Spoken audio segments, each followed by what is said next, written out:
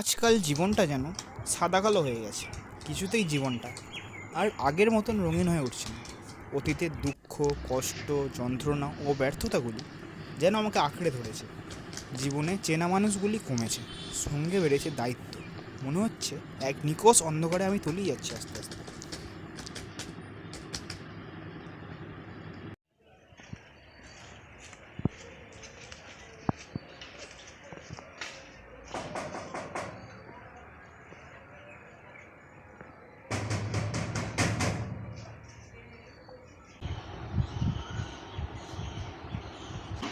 হ্যাঁ, একটু শরীর রেটিং করছিলাম। বস বস। ও আচ্ছা, তো কত দূর লিখলি তাহলে?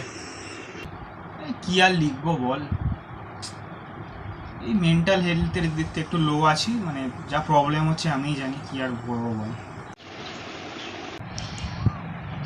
ভাই মাথাটা খুব যন্ত্রণা করছে, কি করবো বলতো, কি করি কিছুই বুঝতে পারছি না আমি। আমি বুঝতে পারছি তোর কথা।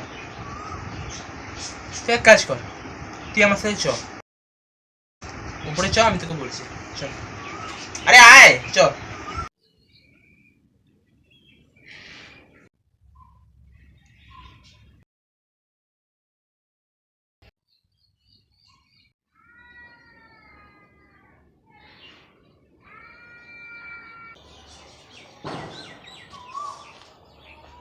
পেয়ারে দে আমাকে। আচ্ছা বেয়ারা, তো কি খাবি? আরে দে না। আচ্ছা দাঁড়া।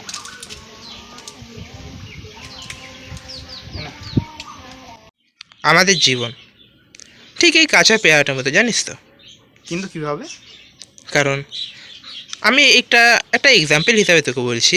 ধর এই এখন যে কাঁচা পেয়ারাটা দেখছিস, এটার দাম হয়তো বাজারে এখন 1 টাকাও না, কিন্তু এটা যখন আরও পুষ্টিকর হতো, যদি আরও এটা পাকা হতো, তাহলে ভাব এটার দাম কত হতো বাজারে। তো সেরকমই আমাদের জীবন। আমরা জীবনে যত অনুভূতি পাবো, জীবনে যত এক্সপিরিয়েন্স পাবো, আমাদের দাম ততই বাড়বে। সো লাইফটাকে অলওয়েজ এক্সপিরিয়েন্সের সাথে নিজের হ্যাপিনেসটাকে কনভার্ট করে চলতে শেখ। কারণ এক্সপিরিয়েন্স আর হ্যাপিনেস দুটোকে যদি সমানভাবে না রাখতে পারিস, তুই ঠিক কাজ করতে পারবি না। কারণ ঠিক কাজ করতে গেলে তোর অনেক ভুল কাজ করতে হবে, তার এক্সপিরিয়েন্স রাখতে হবে। এবং জীবনে যদি হ্যাপিনেস না রাখিস, তাহলে তোর ঠিক কাজ বা ভুল কাজ দুটোই করার কোনো মানে হয় না। তো আমি তোকে এই পেয়ারাটা নিয়ে এই জন্যই তোকে আমি এক্সাম্পল দেওয়ার জন্য বোঝালাম যে জীবনে এক্সপিরিয়েন্স, আমাদের পাস্টে যা যা মিস্টেকগুলো হয়েছে বা যে বাজে বাজে জিনিসগুলো যেগুলো স্মৃতিতে আমাদের ঘুরছে, সেইগুলো স্মরণ রেখে আমাদের ভবিষ্যতে এগিয়ে চলা উচিত। আমি পেয়ারাটার কথা এই জন্য তুললাম, কারণ আমরা প্রত্যেক মানুষেরাই জীবনে প্রচুর ভুল করি এবং ছোটো থেকেই সেই ভুলগুলো একটার পর একটা দেখে শিখে বড় হই।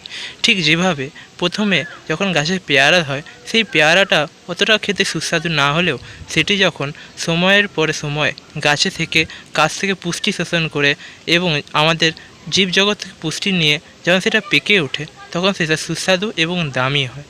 তাই সেই কারণেই আমি এখানে পেয়ারা এবং মানুষের জীবন এই দুটো একসাথে করে একটা তাৎপর্যপূর্ণ উদাহরণ দিতে চেষ্টা করেছি। হ্যাঁ ভাই, থ্যাংক ইউ।